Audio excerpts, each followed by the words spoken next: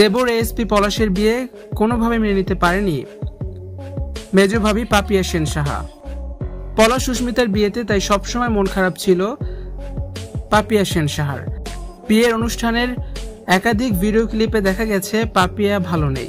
তার চোখের চাহনি বলে দিচ্ছে তার মনে কি ঝড় বয়ে যাচ্ছে। সে যে এই বিয়েতে খুশি নয় সেটা তার চোখ মুখ দেখেই বোঝা যাচ্ছে। সবাই যেখানে খুশিতে হাসাহাসি করছে, পাপিয়া সেখানে মুখ কালো করে বসে আছে। আর এতেই দুয়ে দুয়ে চার মিলাচ্ছে সবাই। মেজো ভাই সুমিত সাহার বিয়ের 4 মাস পরেই বিয়ে করেন এএসপি পলাশ সাহা। পলাশের সাথে ভাবি পাপিয়ার কিছু ভিডিও নিয়ে এখন নতুন করে জল্পনা তৈরি হয়েছে। সুস্মিতাকে মালা পরিয়ে দিচ্ছে পলাশ।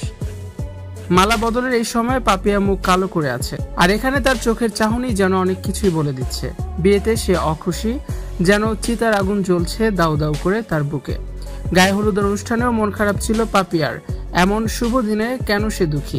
এরপর আবার গায়ে হলুদের বিভিন্ন ভিডিওতে পলাশের সাথে মাত্রাতিরিক্ত অন্তরঙ্গতা করতে দেখা গিয়েছে পাপিয়াকে। আর জানিয়ে নিন্দার ঝড় ওঠে সোশ্যাল মাধ্যম জুড়ে। সবশেষ বাসি বিয়ের দিনেও পেছন থেকে মুখ কালো করে সুস্মিতার দিকে তাকিয়েছিল পাপিয়া। কোনো শান্তি যেন পাচ্ছিল না সে।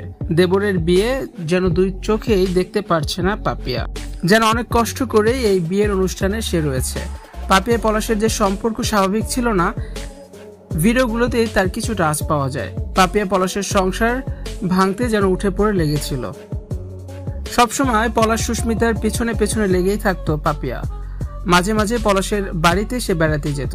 সেখানে গিয়েই আসল খেলা দেখাতো সে। শাশুড়ির কাছে সুস্মিতাকে নিয়ে হাজারটা বদনাম করত, আবার পলাশের কাছে বলতো সুস্মিতাকে ডিভোর্স দিতে। এই মেয়ে নিয়ে সংসার করলে কোনো কালেই সুখী হতে পারবে না পলাশ। আগে ভাগেই যেন সুস্মিতাকে সে তালাক দিয়ে দেয়। তবে এই পাপিয়াকে শাশুড়ি ভীষণ পছন্দ করত, যার এক ভাগও জোটেনি সুস্মিতার কপালে।